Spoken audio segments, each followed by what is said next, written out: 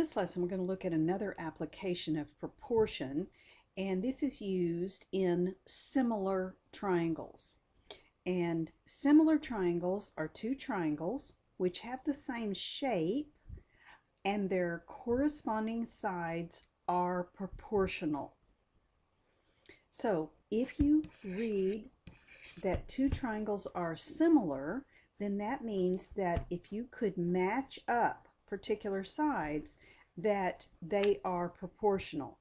For instance, in this one, you could say 2:3 as 10:y. Now that's not the only way to write that proportion, but it is the way that I like to do it because it matches up corresponding parts. So let's take a look at how that can be used to find missing parts. All right, number one, it says, given that the pair of triangles is similar, find the length of the side labeled n. All right, you're going to need to make sure that they're kind of lined up so that you can see corresponding parts.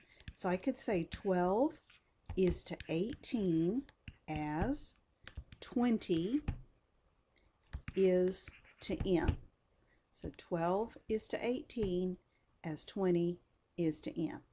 Now I'm going to solve this. There's one of my cross products that I can multiply. So 18 times 20 gives me 360.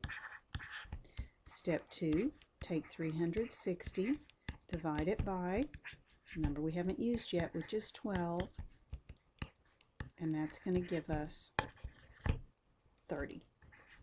So n is 30. The length of that side would be 30.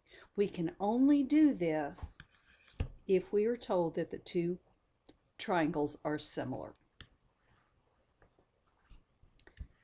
Let's take a look at number 2.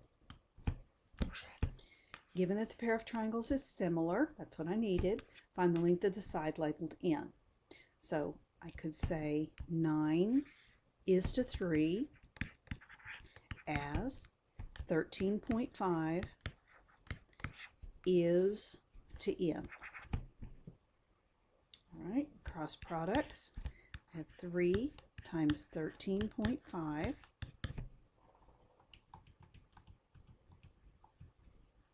gives me 40.5. Step 2, take 40.5 and divide it by the number we haven't used yet, which is 9. And that gives me 4.5. The missing side n is 4.5. Number 3. I have similar triangles, and I could say y is to 3.2 as 10 is to 8.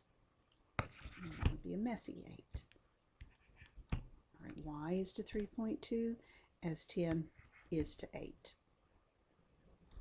First cross product, the one with the numbers, 3.2 times 10 gives me 32. Use that number. Take 32, divide it by 8, and I get 4. The unknown length is 4. Okay, number 4. And I may not take time to solve this one, but instead just set it up. And there's not just one way. But in this one, I'm seeing the 27 pairs up with the n. So 27 is to n as 90 is to 80. I would do my cross product and divide by 90, and I'm not going to finish that problem. Instead, going to the last one, I have that these triangles are similar. When I set it up, I could say 17.5 is to 4 3/8 as n is to 5. Okay, I'm going to multiply the two numbers that are on the diagonally from each other. So I've got 17.5 times 5. Okay, that's going to be 2 times 17 is 34, plus 1. That's 35 over 2 times 5 over 1. There's no bow tie that I can do, so I'm just going to multiply the tops for 175, and it's over 2. And I'm going to leave that improper. Step number 2. I'm going to take 175 over 2 and divide it by 4 3/8. So that's 175 over 2 divided by 8 times 4 is 32, plus 3 is 35 over 8. Now I will do a keep, a change, and a flip. And then I've got some common factors. 2 goes in there once, 2 goes into 8 4 times, and 175, let's see if it's divisible by 35. Yes, it is. 35 goes in there once, 35 goes in there 5 times. Multiply the tops for 20, the bottoms for 1, which means that I get an integer, which is 20. The missing side is 20.